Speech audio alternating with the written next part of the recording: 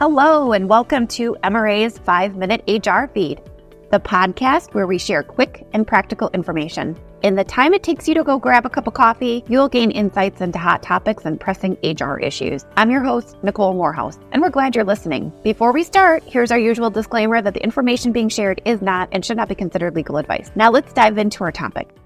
If you're a benefits or HR professional, a business leader, or simply someone who is interested in the evolving benefits landscape, this episode could be for you. Today, I'm going to explore employee benefits, how they're changing, what's driving these trends, and how organizations can adapt to stay competitive while supporting their workforce. So, a 5-minute podcast on my predictions for 2026 employee benefit trends. Let me start off with kind of a big picture view and why this podcast kind of came about. Over the past few years, we've seen employee benefits shift from being just, kind of the traditional health insurance, retirement options, and so on. In this talent-driven market, organizations have been realizing that what they offer beyond salary, beyond the traditional benefits like health insurance and whatnot, is making a huge difference in being able to attract and retain top talent. So there's a lot of rapid changes in the world. Benefits are one of those rapid changes. But you're seeing work change, the workplace change, the type of work change, and the work environment change. There's remote work, there's hybrid work. Some of you operate in global teams. So this landscape is evolving very quickly. And with all of this different variables, benefits is a much different landscape than it had been in the past. Perhaps one of the biggest trends that I can foresee continuing on in 2026 is the shift towards personalized and flexible benefit packages. So no more one size fits all sort of benefit offering, right? Here's our one health plan that we offer, take it or leave it. Here's our retirement, our 401k options, take it or leave it. Today's workforce is definitely diverse. I think the workforce is always diverse. But this is not just by age, background. It's not just by age or background, but there's different lifestyle variables, right? Like family obligations or your family structure or your career priorities, like are you early career, are you mid career, are you late career, all those different variables. So in 2026, I think we'll see companies continue to consider offering benefits packages that let employees choose from a variety of different benefits that match where they are in their career, and so that could come in a variety of different forms. And we could list a lot of them. But it's not just about, having the choice, but it's about the choice being available at the right time. So employees are going to want the benefits to be available and adjust as their lives change. So again, someone early in their career might want, something like professional development or some sort of reimbursement offerings for education.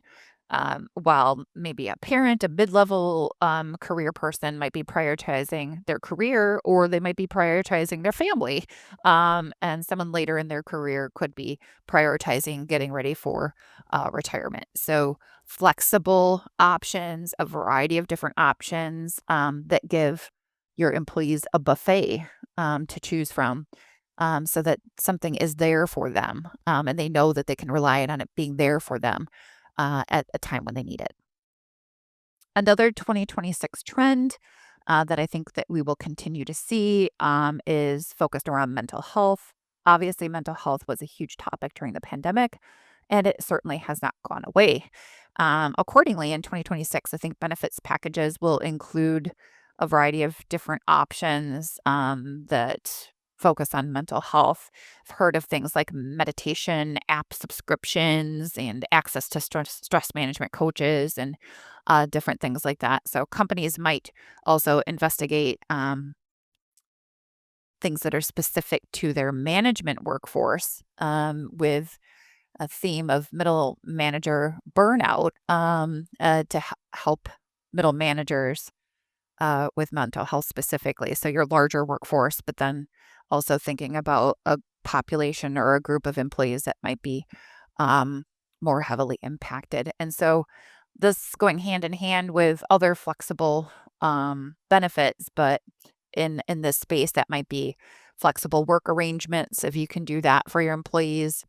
Um, I've heard of, kind of these blocks of time where there's like meetings are off limits, right? And so there's a certain block of time each week where meetings can't be scheduled, and it gives, the middle level managers, maybe it's exclusive to them, but maybe your whole workforce where, okay, we don't meet, there's no meetings. This gives people time to catch up on their administrative work or whatnot, from this time to this time each week.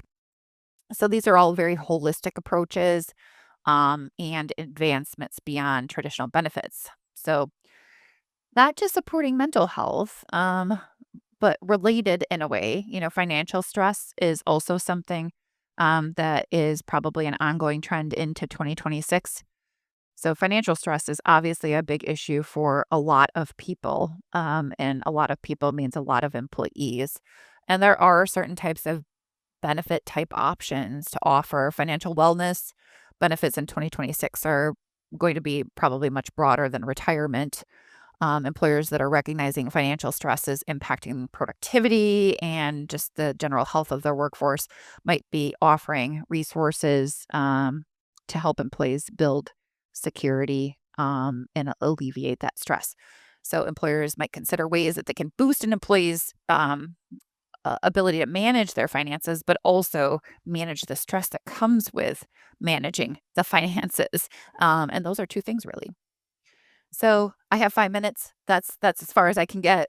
These trends sound amazing, but what are the hurdles? Budget constraints, obviously. Budget constraints are real, especially for small companies. So creativity is key. But this is where I'm going to say something that's very important. And so hopefully you've stayed with me the entire podcast so far. Don't neglect compliance. What might seem like a simple free benefit to offer, in reality, could actually be a compliance nightmare. So make sure you're checking with an expert before adding any benefit. And I really mean any benefit. Check with an expert. Make sure that you know, what you're getting into, because even those things that seem simple to do could potentially have compliance requirements, even if they're simple to do on your own. Another hurdle, finding out what is meaningful to your employees. Do you know what benefits are meaningful to your employees? Do you have a concentration of employees that are early in their career? Do you have a concentration that's the middle? Are you very diverse where you have, a very diverse spread, population spread amongst different, you know, career points in the career in an employee's career? And so it'd be a challenge to make everyone in that example happy with new offerings. So here too, work with an expert, find ways to estimate the extent of potential positive impact, and make sure that there's actually going to be a return on investment by incorporating any new benefit. As we look into 2026 and beyond, the message is certainly clear that benefits are not just health insurance and retirement. They're a very crucial part of the employee experience. They're part of your culture. They mean a lot of things to a lot of people. So organizations that listen to employees, embrace flexibility, and invest well, in their benefits package, offerings will be best positions for success. So that wraps up the podcast today on 2026 employee benefit trends. Thanks for tuning in. Don't forget to subscribe for more meaningful conversations on all things HR. Thank you for listening to MRA's 5-Minute HR Feed. Be sure to follow and connect with us for more podcasts and updates. If you're a member and have questions, you can always connect with MRA's 24/7 HR hotline by emailing info.now@mranet.org or by calling 866-474-6854.